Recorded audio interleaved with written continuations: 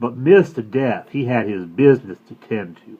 So pretty soon they set out across the wide ocean on their way to twice around the world. Mr. Death, he wrapped Maud in his cloak of invisibility, and he took her to all sorts of houses in all sorts of climes. Houses where Chinese folk lived, and Russian, and Japanese, and African, and folks that never spoke a word of English since the day they was born. He showed her castles and dirty little huts, the like of which she never seen in all the state of Texas. He showed her kings and princes and poor folks and all, and maybe she didn't just open her eyes. But in one respect, she noticed they was all alike. When Mr. Death come, the living couldn't see him, and wept and wailed, but the folks that was dying rose up to greet him, and smiled at him in their way, like they knew him for a friend. She was right glad to see that everybody didn't take him for such a bad fellow after all. Well, they rode. Mr. Death, he told Maud Applegate many a pretty tale about his far travels, and it was plain to see he was a man knew more in liquor and women and riding hard. When they was on their last trip, on their last lap round, and on their way home, Mr. Death, he rode out over the ocean and showed Maud Applegate where the whales played. She saw 'em just as plain, a-plowing through the clear green water like a herd of buffalo on a grassy plain, and he rode over the North Pole for her to see the polar bears, which was all white before their noses, and he showed her the crocodiles of Egypt drifting down the Nile, and the tigers of India too, and every strange creature with his mate, and at last Maud Applegate couldn't help feeling sorry for Mr. Death, that he was the only one who had to be alone in this whole wide world. But at last they was loping back over the plain toward our town. They seen the smoke arising from the stovepipes and chimneys. Into the pale blue sky they rode right down the main street, past Tarbell's Emporium, past the Wells Fargo office, and reined up before the Bluebird Saloon. "Why, what you pulling up here for?" Maud Applegate asked Mr. Death, feeling surprised, but Mr. Death only answered, "Never mind, you see," and swung down out of the saddle. Then he reached up and lifted Maud down off his pale stallion, and he wrapped her once more in his cloak of invisibility. And he said to her, "Now for the rest of the bargain." So Maud stood there with her eyes shut, kind of stiff and steeling herself for his kiss. But nothing happened at all, so she opened him again, and Mr. Death said to her, "No, Maud, the bargain was that you was to kiss me." So Maud, she was obliged to ask Mr. Death to lean down his head, which he did, and she was obliged to reach up past her mouth on to reach up and put her mouth on his.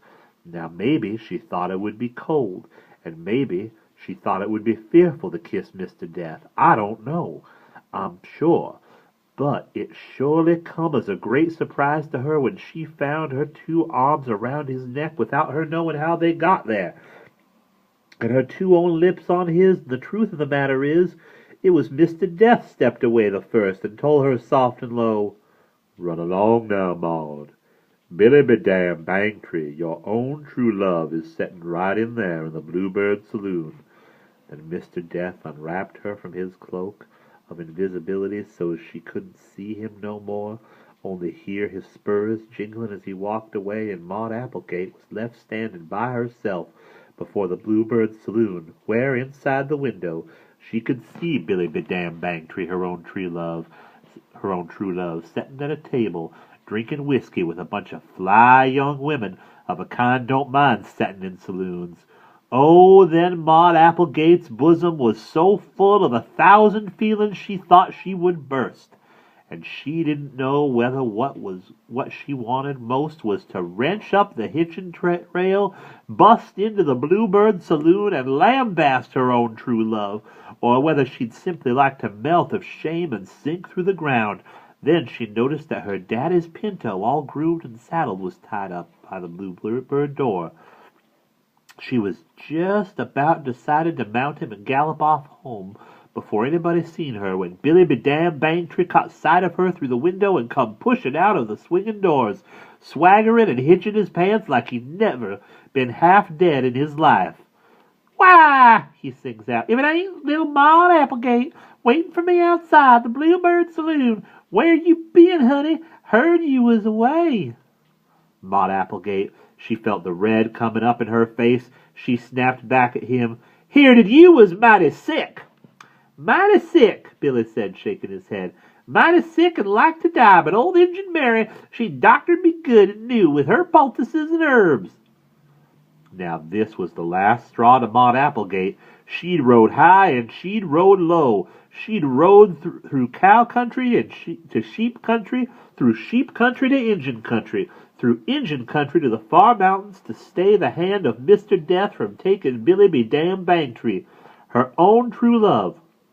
She'd rode twice around the world and back and give a kiss on the lips to a strange man, and all to save a feller which turned out to be this horse-smelling, whiskey-breathing, tobacco-chewing, loose-living, gambling, no-good cowhand standing here looking at her like she was a ripe peach and all he had to do was shake the tree. Maud Applegate was so mad she could have cried, but she didn't do no such of a thing, since she was a red-headed woman, and besides, something better come to her mind. Just then, she seen old Pap Tarbell lean out in the upstairs window of Tarbell's Emporium, and Maud, she took and witched a spell. When Pap let fly with his tobacco juice, Maud, she witched it straight into Billy Bedam Bangtree's eye. And while he was standing there, a-cursing and answering in such language as no lady cares to hear, Maud unhitched her daddy's little pinto pony and leaped astride.